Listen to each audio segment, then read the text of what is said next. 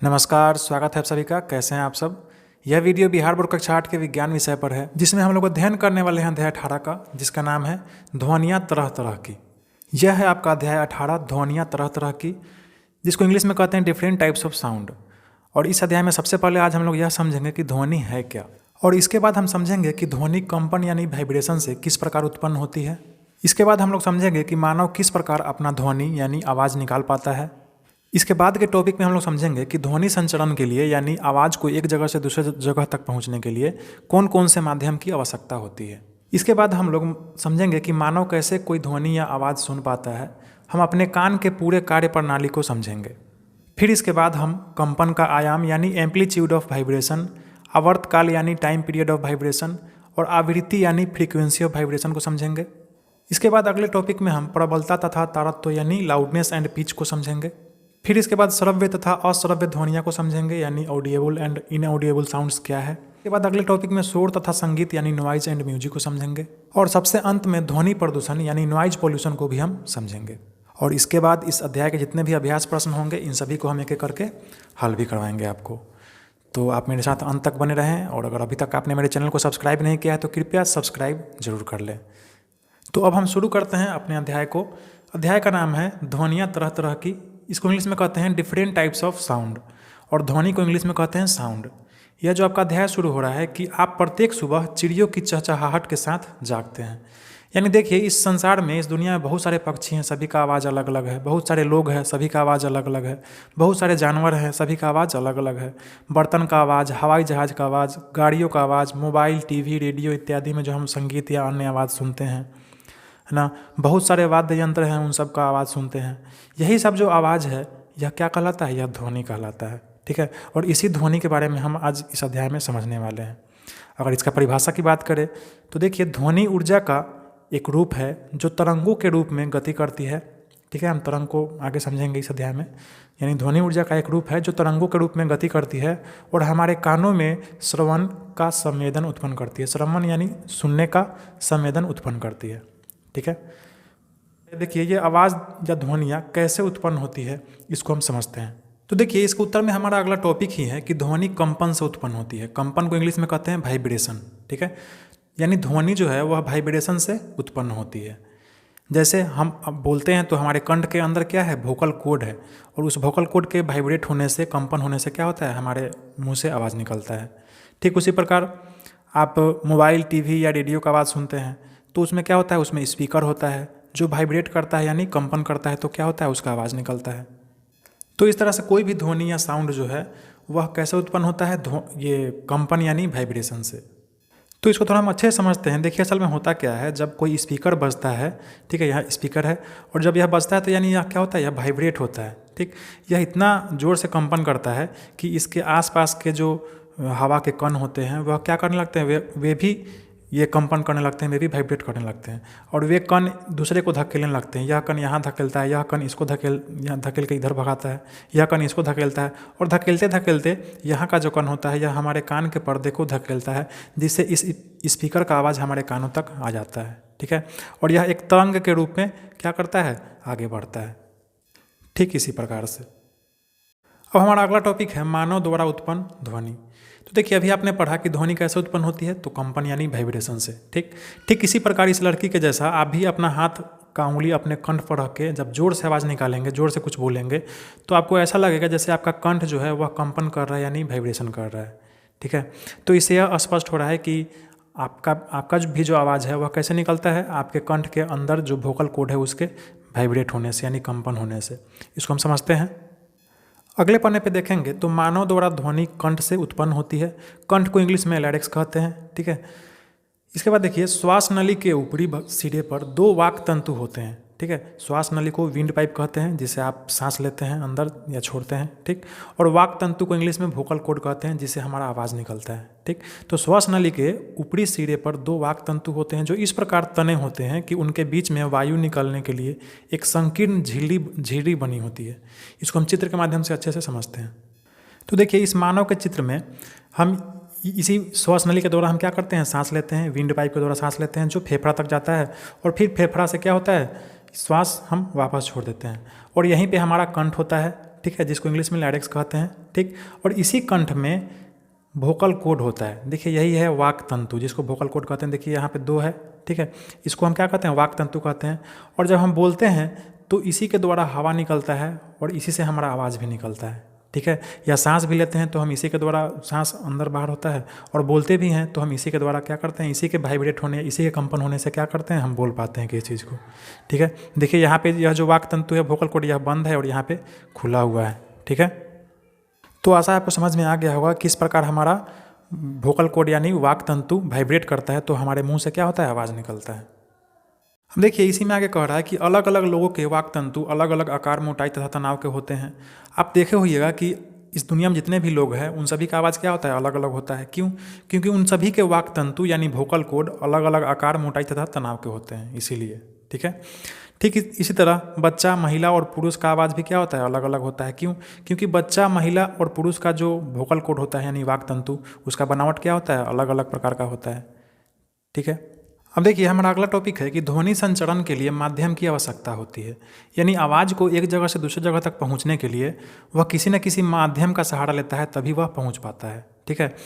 जैसे आप जब अपनी माँ को ज़ोर से पुकारते हैं, चिल्लाते हैं, तो आपकी माँ आपका आवाज़ सुन लेती है, लेकिन आपके माँ के कानों तक आपका आवाज़ कैसे पहुँचा, हम इसी को समझते हैं। तो देखिए असल में होता क्या है कि अभी आपने पीछे पढ़ा कि आवाज़ जो है वह कंपन से उत्पन्न होता है। तो मान लीजिए यह जो स्पीकर है यह आपका मुंह है, ठीक, और आपका जो आवाज़ है वह आपके कंठ के अंदर स्थित वोकल कॉर्ड के वाइब्रेट होने से, कंपन होने से क्या होता है, निकलता है। तो जब आपके मुंह से आवाज़ निकलता है तो आपके मुंह के आसपास के जो हवा के कण हैं वे क्या होने लगते हैं, वाइब्रेट करने लगते हैं, यानी कंपन होने लगता है। और यह कण अगले हवा के कण को कंपित करता है, वाइब्रेट करता है, फिर यह हवा कण अगले हवा के कण को वाइब्रेट करता है। इसी तरह करते करते वाइब्रेशन जो है, कंपन, यह कान के आसपास के जो हवा के कण हैं वहाँ तक कंपन पहुँच जाता है। और फिर यह कण जो है आपकी माँ के कान के चद्रों के को क्या करता है, कंपित करता है, यानी वाइब्रेट करता है, और यहाँ का आवाज़, आपका आवाज़ आपकी माँ के कानों तक सुनाई पड़ जाता है, ठीक है। यह तरंग के रूप में जाता है, आप पढ़ चुके थे पीछे। इस तरह से आवाज़ जो है वह एक जगह से दूसरी जगह तक पहुंच जाता है, ठीक है। लेकिन अब हमारा प्रश्न है कि ध्वनि संचरण के लिए यानी आवाज़ को आगे बढ़ने के लिए कौन कौन से माध्यम की आवश्यकता होती है। क्या सिर्फ हवा में ही आवाज़ जा सकता है? जी नहीं। आवाज़ जो है वह ठोस, द्रव्य और गैस तीनों माध्यम से होकर क्या होता है, गुजर सकता है, जिसमें ध्वनि का गति जो है वह सबसे ज़्यादा ठोस माध्यम में होता है, ठीक है, जैसे लोहा में, स्टील में, लकड़ी में, ठीक, अल्मुनियम में। फिर उसके बाद ध्वनि का जो स्पीड है उससे कम द्रव में होता है, यानी पानी में, तेल में, मिट्टी तेल इत्यादि में, ठीक। और सबसे कम स्पीड जो होता है ध्वनि का, आवाज़ का, वह गैस में होता है, यानी हवा में होता है, ठीक है। और अगर जीके की प्रश्न की बात करें तो ये सबसे ज़्यादा ध्वनि का जो गति होता है वह ये अल्मुनियम धातु में होता है, ठीक है। और सबसे कम जो स्पीड होता है वह निर्वात में होता है, यानी वैक्यूम में। देखिए निर्वात क्या है, तो निर्वात जो है वह ऐसा जगह है जहाँ पे थोड़ा भी हवा का, कोई भी हवा का कण नहीं है, वहाँ कुछ भी नहीं है, हवा भी नहीं है, उसको हम निर्वात कहते हैं। तो निर्वात में है ये ध्वनि जो है वह एक जगह से दूसरी जगह तक नहीं जा सकता है, ठीक है। तो निर्वात में ध्वनि का जो चाल होता है, स्पीड होता है, वह शून्य होता है, ठीक। और सबसे ज़्यादा कहाँ होता है, तो अल्मुनियम में, ठीक है। इसको आप उदाहरण में भी समझ सकते हैं। देखिए आपके किताब में दिया हुआ है, यहाँ पे एक लड़की जो है क्या कर रही है, एक डंडा ली हुई है और इसकी सहेली क्या कर रही है, इस डंडे के एक किनारे पे खुरच रही है, ठीक, और दूसरा किनारा इसे कान के पास सटा हुआ है। तो इसके खुरचन का आवाज़ इसको एकदम स्पष्ट सुनाई पड़ेगा इसके कान में, और कान में सटा हुआ है तब, ठीक। अगर यह लकड़ी से कान में नहीं सटा रहेगा तो इसको सुनाई नहीं पड़ेगा, ठीक। तो इससे यह स्पष्ट होता है कि हवा के अलावा, हवा के बदले ये लकड़ी में या फिर ठोस पदार्थ में क्या होता है, आवाज़ ज़्यादा स्पीड में जाता है, ठीक। ठीक उसी प्रकार अगले उदाहरण में देखिए, टेबल पे एक लड़का यहाँ पे बजा रहा है और यह कान जब इस टेबल में सटा रहा है तो इसको एकदम पूरा आवाज़ इसको सुनाई पड़ रहा है। यह थोड़ा सा भी ज़ोर से यहाँ पे मारेगा तो यहाँ पर इसको बहुत ज़ोर से सुनाई पड़ेगा, ठीक। वही अगर कान हटा लेगा तो उतना ज़ोर से इसको सुनाई नहीं पड़ेगा। इससे क्या स्पष्ट हो रहा है कि ध्वनि का जो गति है वह ठोस में बहुत ज़्यादा होता है, ठीक है। ठीक उसी प्रकार एक और उदाहरण है इसमें, देखिए यहाँ पे ग्लास है और ग्लास में मोबाइल आप रख दीजिए और इसमें कोई गाना बजा दीजिए, ठीक। और क्या कीजिए, इस गिलास को ढक दीजिए ऊपर से। तो जब ढक देंगे तो आपको ज़्यादा आवाज़ नहीं आएगा, ठीक, क्योंकि इसका आवाज़ बाहर नहीं निकल पा रहा है। और फिर जैसे ही इसका ऊपर का ढक्कन हटा देंगे तो इसका आवाज़ आपको क्या होने लगेगा, ज़्यादा आने लगेगा। तो इस तरह से आपने क्या समझा कि ध्वनि को एक जगह से दूसरे जगह तक जाने के लिए कोई ना कोई माध्यम चाहिए, ठीक है। और वह माध्यम सबसे ज़्यादा जो होता है वह ठोस में होता है, ठोस में ध्वनि गमन करता है, उसके बाद द्रव में, और उसके बाद तब फिर गैस में यानी हवा में, ठीक है। अब देखिए हमारा अगला टॉपिक है मानव कान, जिसको इंग्लिश में कहते हैं ह्यूमन ईयर, ठीक है। आप सभी के कान होंगे, 2 कान, हमारे भी कान हैं, सबके कान हैं, और उसी से हम लोग क्या करते हैं, सुनते हैं। ध्वनि को हम जिस ज्ञानेंद्रिय के द्वारा सुनते हैं उसे क्या कहते हैं, कान कहते हैं, जिसके मुख्यतः 3 भाग है, बाहरी भाग, मध्य भाग और आंतरिक भाग। देखिए यही है आपके कान का आकृति, ठीक है। यह आपका कान है, तो यह जो है यह बाहरी भाग है, और यह मध्य भाग है, और यह कान का आंतरिक भाग है, ठीक है। देखिए इसके बारे में क्या कह रहा है कि बाहरी भाग जिसकी आकृति कीप जैसी होती है कर्ण पल्लव कहलाता है। देखिए यह जो भाग है यह कर्ण पल्लव है, जो आपके बाहर का जो कान है जो दिखाई पड़ता है वह कर्ण पल्लव है, और इसी के द्वारा आवाज़ जो है वह कंपित करते हुए अंदर जाता है, ठीक। और अंदर में एक नलिका होता है, ठीक है। इसी नलिका के द्वारा आवाज़ कंपित करते हुए अंदर जाता है। और फिर देखिए आंतरिक भाग में कर्णपटह होता है, ठीक। इसको क्या कहते हैं, कर्णपटह, जिसको इंग्लिश में कहते हैं ईयर डर्म। इसको आप ध्यान रखेंगे, इसको क्या कहते हैं इंग्लिश में, ईयर डर्म, ठीक है। तो आपको तो पता है कि आवाज़ जो है वह कंपित करते हुए आता है, हवा का जो कण है वह कंपन करता है जिससे आवाज़ हमको सुनाई पड़ता है, और हवा का कण कंपित करते हुए हमारे कान के कर्णपटह यानी ईयर ड्रम को भी क्या करता है, कंपित कर देता है, यानी वाइब्रेट करता है। और इसके वाइब्रेट यानी कंपन होने से क्या होता है, यह जो विद्युत संकेत के रूप में क्या होता है, यह बदल जाता है, और जो हमारे दिमाग तक पहुंचा दिया जाता है, हमारे ब्रेन तक, जिससे हमको कोई भी आवाज़ सुनाई पड़ता है, ठीक है। तो आशा आपको समझ में आ गया होगा कि हम अपने कान के द्वारा कैसे आवाज़ को सुन पाते हैं। तो किसके वाइब्रेशन सुनते हैं, अपने कर्णपटह, कान के अंदर जो कर्णपटह यानी ईयर डर्म होता है वह जब वाइब्रेट करता है तो वहाँ से क्या होता है, आवाज़ ये बिजली के संकेत के रूप में बदल के क्या हमारे मस्तिष्क तक यानी हमारे ब्रेन तक चला जाता है, जिससे हम सुन लेते हैं किसी आवाज़ को, ठीक है। अब देखिए हमारा अगला टॉपिक है कंपन का आयाम, आवर्तकाल तथा आवृत्ति। इसको हम कॉपी में अच्छे से समझते हैं, ठीक है। कंपन को वाइब्रेशन कहते हैं, आयाम मतलब एम्पलीट्यूड, आवर्तकाल मतलब टाइम पीरियड, आवृत्ति मतलब फ्रीक्वेंसी, यानी वाइब्रेशन का एम्पलीट्यूड, फ्रीक्वेंसी और टाइम पीरियड इत्यादि हम समझेंगे। सबसे पहले कंपन को समझते हैं। कंपन को इंग्लिश में कहते हैं वाइब्रेशन, ठीक है। वाइब्रेशन का मतलब आप समझते हैं, किसी वस्तु का बार बार इधर उधर गति करना क्या कहलाता है, कंपन कहलाता है, ठीक है। इसको वाइब्रेशन कहते हैं। किसी वस्तु का बार बार इधर उधर गति करना क्या कहलाता है, वाइब्रेशन यानी कंपन कहलाता है। और इसी कंपन को यानी वाइब्रेशन को दोलन गति भी कहा जाता है, ठीक है। और इस दोलन गति को इंग्लिश में ऑक्सीलेटरी मोशन कहा जाता है। आप इसको ध्यान में रखेंगे, दोलन गति मतलब ऑक्सीलेटरी मोशन। यह कंपन और दोलन गति दोनों एक ही चीज़ है, वाइब्रेशन और ऑक्सीलेटरी मोशन दोनों एक ही चीज़ है। आप पढ़ चुके हैं कि जब आवाज़ जो है ध्वनि आगे बढ़ता है तो इसी तरह तरंग के रूप में क्या होता है, वह आगे बढ़ता है, ठीक है। और हम कंपन को इसी से क्या करते हैं, संकेत करते हैं, इंडिकेट करते हैं। अब हम आगे चलते हैं, इसको आप अपने कॉपी में नोट करते चले, ज़्यादा अच्छा रहेगा। तो हमारा अगला टॉपिक है कंपन यानी दोलन गति, जो अभी आप पढ़े हैं ऑक्सीलेटरी मोशन या वाइब्रेशन, उसी का आवृत्ति। इस आवृत्ति को इंग्लिश में कहते हैं फ्रीक्वेंसी, ठीक है। इसका परिभाषा है कि प्रति सेकेंड होने वाले दोलनों की संख्या को दोलन की आवृत्ति कहते हैं, ठीक है। मतलब 1 सेकेंड में जितना बार दोलन होगा वह क्या होगा, वह दोलन का आवृत्ति कहलाएगा, ठीक है। और दोलन का आवृत्ति जो होता है फ्रीक्वेंसी, उसको हम हर्ज में नापते हैं, ठीक है, HERTZ, ठीक है। इसको शॉर्ट में HZ भी लिखते हैं, ठीक है। जैसे वजन आप किलो में नापते हैं, है ना, समय आप सेकेंड में, मिनट में नापते हैं, ठीक, लंबाई आप सेंटीमीटर, मीटर में नापते हैं, ठीक उसी प्रकार आवृत्ति फ्रीक्वेंसी को हम किस में नापते हैं, हर्ज में नापते हैं, ठीक। अब देखिए हम यहाँ पर 2 उदाहरण दिए हैं आपको समझाने के लिए। अभी आप पढ़े हैं कि दोलन क्या होता है, इसी प्रकार से गति करता है, ठीक। तो देखिए यहाँ यह जो दोलन हो रहा है वह देखिए यहाँ से यहाँ तक यानी 1 सेकेंड में देखिए कितना बार दोलन कर रहा है। यहाँ से यहाँ तक आया 1, यहाँ से यहाँ तक आया फिर 2, 3, 4, 5, 6, 7। 1 सेकेंड में यह 7 बार दोलन कर रहा है, तो इसका आवृत्ति यानी फ्रीक्वेंसी कितना हो जाएगा, 7 हर्ट्ज हो जाएगा। ठीक उसी प्रकार इस उदाहरण में देखिए यहाँ से यहाँ तक 1 सेकेंड में 1, 2, 3 कितना बार ये दोलन कर रहा है, 3 बार, तो इसका फ्रीक्वेंसी यानी आवृत्ति क्या हो जाएगा, 3 हर्ट्ज हो जाएगा, ठीक है। अब ध्यान दें कि यह जो दोलन वाला उदाहरण है, इस उदाहरण का जो आवर्तकाल है वह छोटा है, ठीक है। आवर्तकाल क्या है, देखिए इतना ही दूर में एक ये एक बार दोलन कर जा रहा है, फिर इतना ही दूर में एक बार दोलन कर जा रहा है, तो इसका आवर्तकाल छोटा है जिस कारण से इसका आवृत्ति ज़्यादा हो जा रहा है। लेकिन इस उदाहरण में इसका आवर्तकाल देखिए बड़ा है, इससे बड़ा है, ठीक है। और बड़ा आवर्तकाल होने के कारण, बड़ा ज़्यादा टाइम पीरियड होने के कारण क्या हो जा रहा है, हमारा आवृत्ति यानी फ्रीक्वेंसी कम जा रहा है, ठीक है। तो इसको आप ध्यान में रखेंगे और समझ लेंगे। तो आशा है आपको आवृत्ति क्या है, फ्रीक्वेंसी समझ में आ गया होगा, ठीक है। अब हम आगे बढ़ते हैं, इसको आप अभी अपने कॉपी में नोट करते चलेंगे, नहीं समझ में आए तो दोबारा रिपीट कर लेंगे, समझ में आ जाएगा। अब हमारा अगला टॉपिक है इसी में कि आयाम क्या है।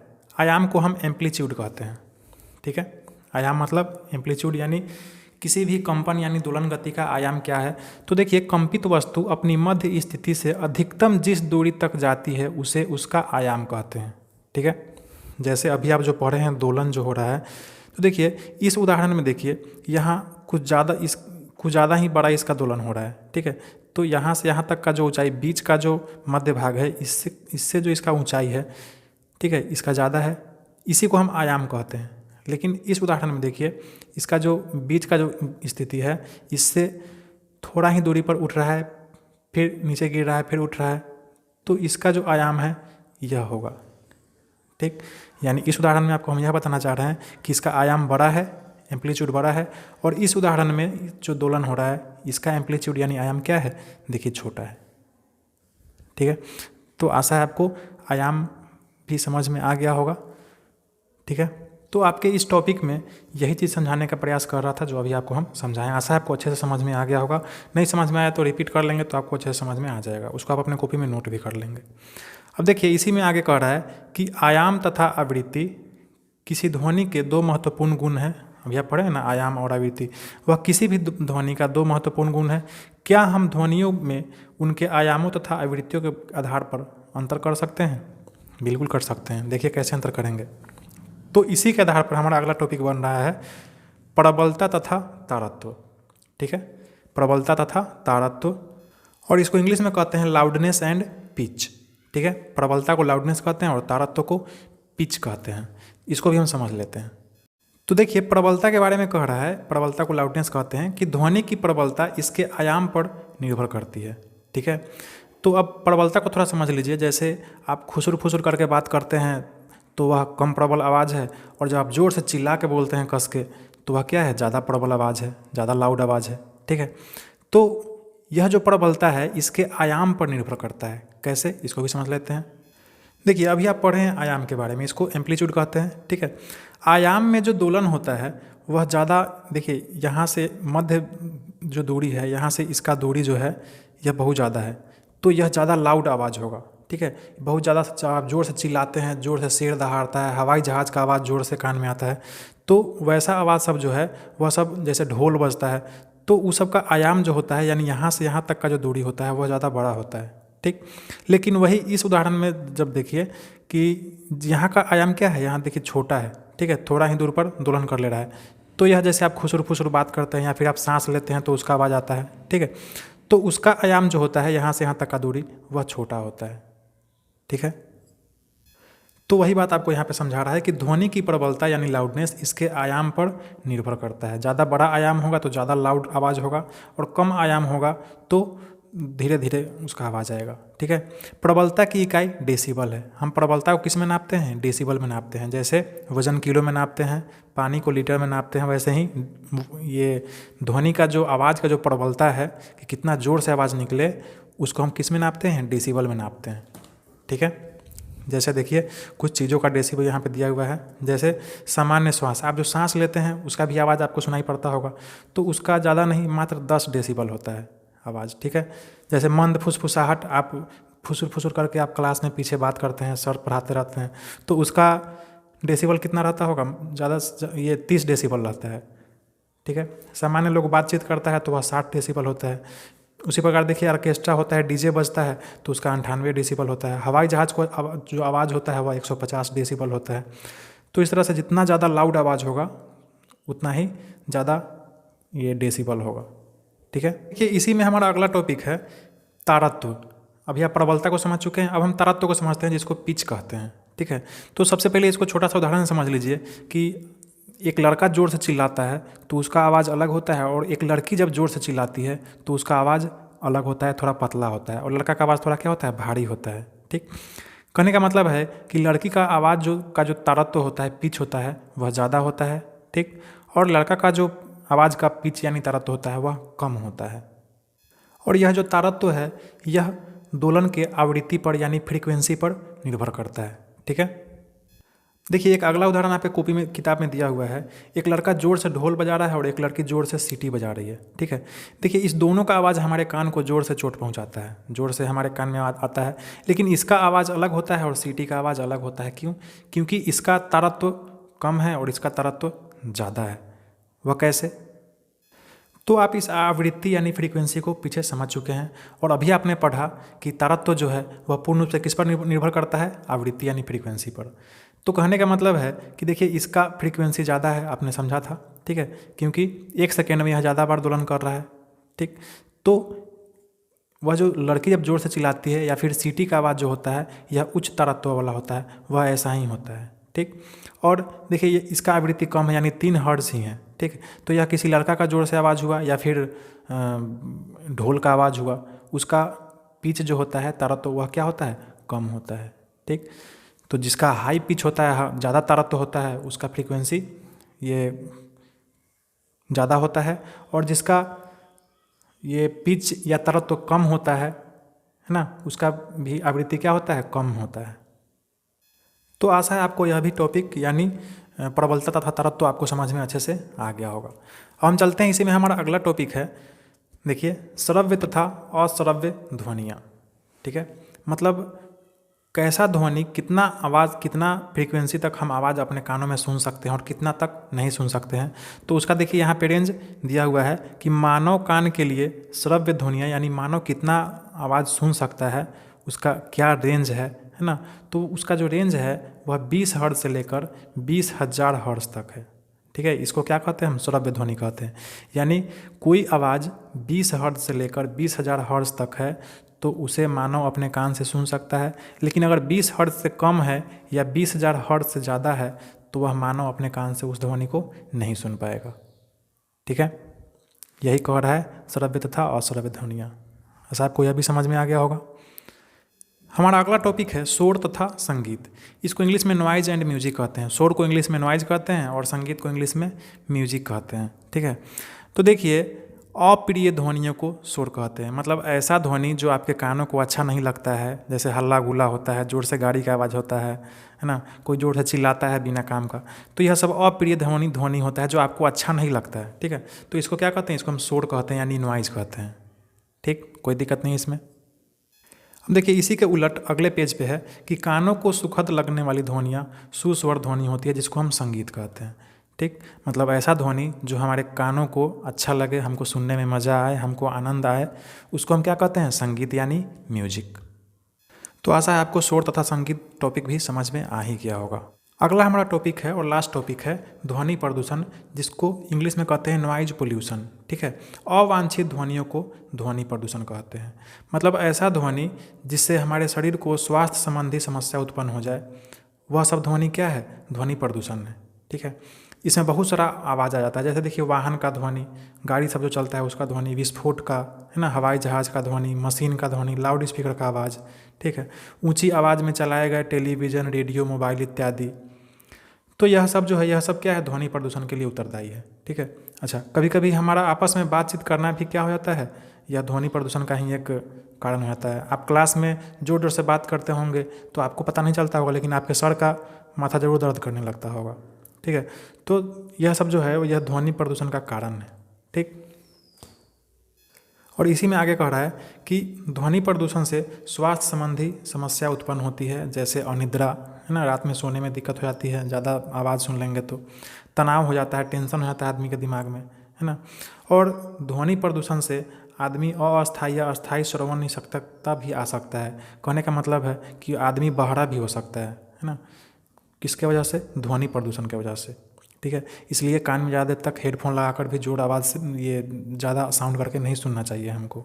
ठीक, तो यह सब था ध्वनि प्रदूषण में ये का कारक।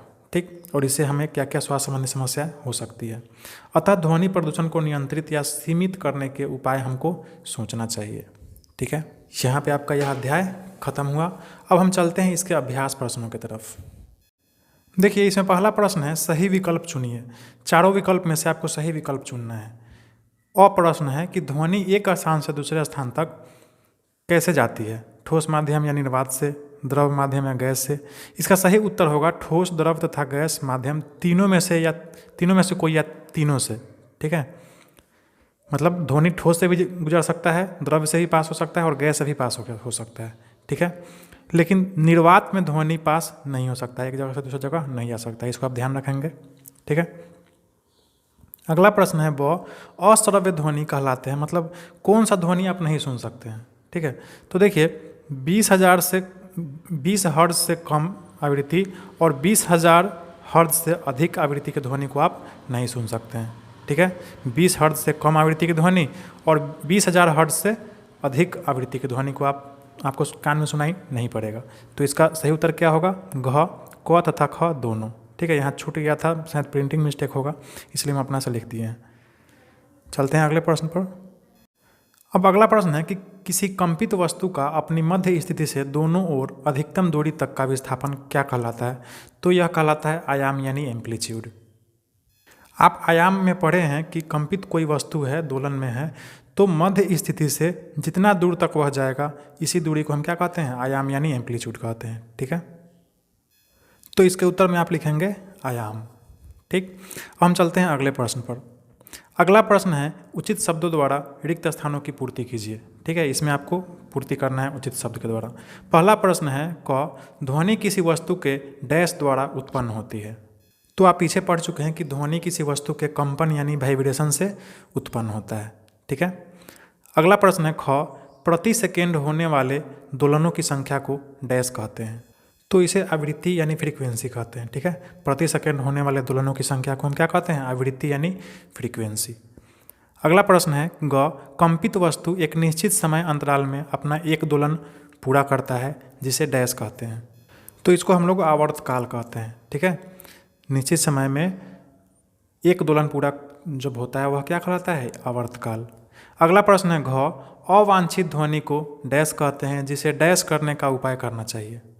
इसके उत्तर में आप लिखेंगे कि अवांछित ध्वनि को ध्वनि प्रदूषण कहते हैं जिसे नियंत्रित करने का उपाय हमें करना चाहिए। ठीक है, तो ऐसे ही इसको हम बना लेंगे। अब चलते हैं हम अगले प्रश्न पर। अगला प्रश्न जो है इसमें बहुत सारा वाद्य यंत्र दिया हुआ है, ढोलक, बांसुरी, सितार, झाल, एक तारा। इसमें उस भाग को पहचान कर लिखना है जो ध्वनि उत्पन्न करने के लिए कंपित होता है, मतलब इस सब में क्या कांपता है तो ध्वनि उत्पन्न होता है। तो देखिए ढोलक में जो चमड़ा वाला भाग होता है, जिस पे चमड़ा लगा हुआ होता है, उसी को पीटने से क्या होता है, वही कंपन करता है और आवाज़ निकलता है। उसी प्रकार देखिए झाल, जिसको मंजीरा भी कहते हैं, यह एक दूसरे से टकराने पर क्या होता है, यह झाल अपने आप ये क्या होने लगता है, कंपन होने लगता है और ध्वनि उत्पन्न करने लगता है। अगला है बांसुरी। बांसुरी में देखिएगा आप छेद होता है उसमें, ठीक है, और उसी छेद से जब हवा गुजरता है तो वह बांसुरी क्या होता है, कंपन करने लगता है और वह हवा जो है वह सुरीला आवाज़ देने लगता है। ठीक, अगला है एक तारा। इसको आप अपने हाथ से ही बना सकते हैं। एक तारा में आप जिस तार या धागा से इसको बांधते हैं वही धागा के कंपन से क्या होता है, आवाज़ निकलता है। ठीक, उसके बाद है सितार। तो सितार में देखिए जो तार लगा होता है, इसी तार के कंपन से क्या होता है, आवाज़ निकलता है। ठीक है, तो आशा आप समझ गए होंगे इसको। अब देखिए अगला प्रश्न जो है 4 नंबर। आपके माता पिता एक आवासीय मकान खरीदना चाहते हैं जिसमें आपको भी रहना है। एक मकान मुख्य सड़क के किनारे तथा दूसरा मकान सड़क से दूर एक बगीचे के पास है जहां इसी सड़क से एक रास्ता जाती है। अब आपको बताना है कि आप किस मकान को खरीदने का सुझाव देंगे। उत्तर की व्याख्या करना है आपको। ठीक है, तो इसके उत्तर में आप लिखेंगे कि मेरा सुझाव रहेगा कि मुख्य सड़क से दूर बगीचे के पास वाला मकान खरीदा जाए, क्योंकि इसमें हम 3 बिंदु देंगे। ठीक है, पहले बिंदु में देंगे कि मुख्य सड़क पर गाड़ियों के आने जाने से क्या होता है, शोरगुल बहुत ज़्यादा होता है। ठीक, दूसरे बिंदु में लिखेंगे कि बगीचे के पास वाले मकान में शांति रहेगी और शुद्ध हवा का आवागमन होगा। ठीक, और तीसरे बिंदु में लिखेंगे कि बगीचे के पास वाले मकान में भी जाने के लिए मुख्य सड़क से जुड़ा हुआ एक रास्ता है। ठीक है, अतः हमारा सुझाव रहेगा कि बगीचे के पास वाला ही मकान खरीदा जाए। ठीक है, अब देखिए अगला प्रश्न है आपका 5 नंबर। इसमें कह रहा है कि आपका मित्र मोबाइल से हमेशा संगीत सुनता रहता है, क्या वह सही कार्य कर रहा है? व्याख्या कीजिए। तो देखिए, इसके उत्तर में आप लिखेंगे कि अगर मेरा मित्र मोबाइल से हमेशा संगीत सुनता रहता है तो वह सही कार्य नहीं कर रहा है। इससे उसको उसके कानों पर बुरा असर पड़ सकता है और वह अस्थायी या अस्थायी श्रवण निशक्त यानी बहरा भी हो सकता है। ठीक है। अब देखिए, इसी में अगला प्रश्न है 6 नंबर, मानव कान का नामांकित चित्र बनाएं तथा उसके कार्यों को लिखिए। तो देखिए, आपके किताब में यहाँ मानव के कान का चित्र बड़ी अच्छा से बनाया हुआ है। इसको आप पेंसिल से अपने कॉपी में बनाने का प्रयास कर सकते हैं, इसको बना सकते हैं इसके उत्तर में। ठीक है। और इसके कार्य प्रणाली के बारे में आप लिखेंगे कि मानव कान का बाहरी भाग कर्ण पल्लव कहलाता है। यह ध्वनि कंपन ग्रहण करता है।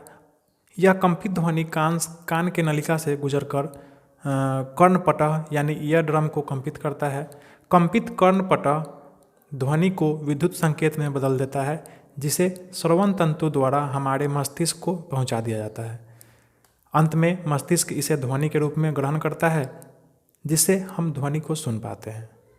ठीक है। तो यहाँ पे आपका यह अध्याय खत्म हुआ, सभी अभ्यास प्रश्न आपका खत्म हुआ। यह अध्याय आपको कैसा लगा आप हमें कमेंट करके ज़रूर बताएं। वीडियो अच्छा लगा तो कृपया वीडियो को लाइक करें और मेरे चैनल को ज़रूर से ज़रूर सब्सक्राइब करें, और कुछ कहना चाहते हैं तो कृपया कमेंट करें। ठीक है। पढ़ाई अपना जारी रखें, खूब खुश रहें।